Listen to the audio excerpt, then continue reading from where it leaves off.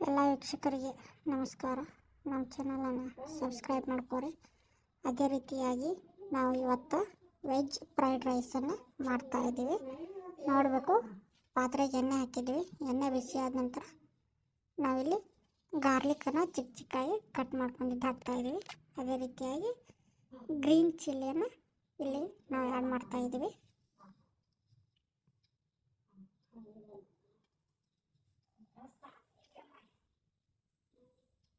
ಅದೇ ರೀತಿಯಾಗಿ ಆನಿಯನನ್ನು ಮತ್ತು ಕ್ಯಾರೆಟನ್ನು, ಬೀನ್ಸು ಸಣ್ಣ ಸಣ್ಣ ಕಟ್ ಮಾಡಿದಂಥ ಬೀನ್ಸು, ಕ್ಯಾರೆಟು, ಆನಿಯನನ್ನು ಹಾಕಿದ್ದೀವಿ. ಇದು ವೆಜ್ ಫ್ರೈಡ್ ರೈಸ್ ನೋಡ್ರಿ. ತಾವು ಇಲ್ಲಿ ನೋಡ್ಬೋದು, ವೆಜ್ ಫ್ರೈಡ್ ರೈಸ್ ಮಾಡೋದಾಗ್ದಿ ಸಿಂಪಲ್ ರೆಸಿಪಿ ಇದು. ಇದೇ ರೀತಿಯಾಗಿ ನಾವಿಲ್ಲಿ ಎಗ್ ಫ್ರೈಡ್ ರೈಸ್ ಮಾಡಬೇಕಾದ್ರೆ ಆಮ್ಲೆಟನ್ನು ಹಾಕೋಬೇಕಾಗತ್ತೆ. ಸೇಮು ಸ್ವಲ್ಪ ಸಾಲ್ಟ್ ಹಾಕೀವಿ ನೋಡ್ರಿ. ಇದಕ್ಕೆ ಸ್ವಲ್ಪ ಸಾಸಸ್ಸನ್ನು ಆ್ಯಡ್ ಮಾಡಬೇಕು.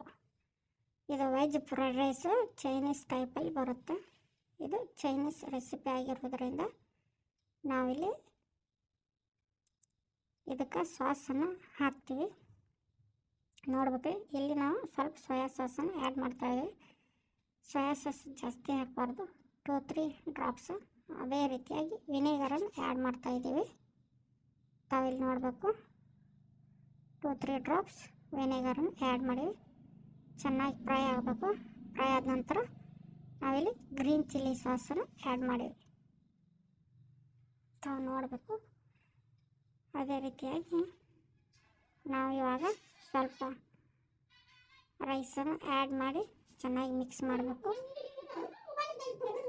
ಇವಾಗ ರೈಸನ್ನು ಹಾಕಬೇಕು. ರೈಸ್ ಹಾಕಿ ಚೆನ್ನಾಗಿ ಮಿಕ್ಸ್ ಮಾಡ್ಕೋಬೇಕಾಗತ್ತೆ. ತಾವಿಲ್ಲಿ ನೋಡಬೇಕು, ಚೆನ್ನಾಗಿ ಮಿಕ್ಸ್ ಆಗ್ಬೇಕು ರೈಸು.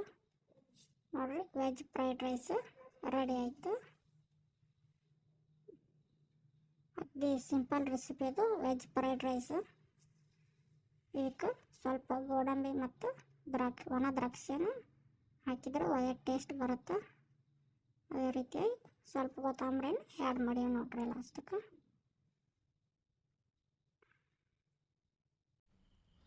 ಎಲ್ಲ ವೀಕ್ಷಕರಿಗೆ ನಮಸ್ಕಾರಪ್ಪ. ವಿಡಿಯೋ ನೋಡಿದ್ದಕ್ಕೆ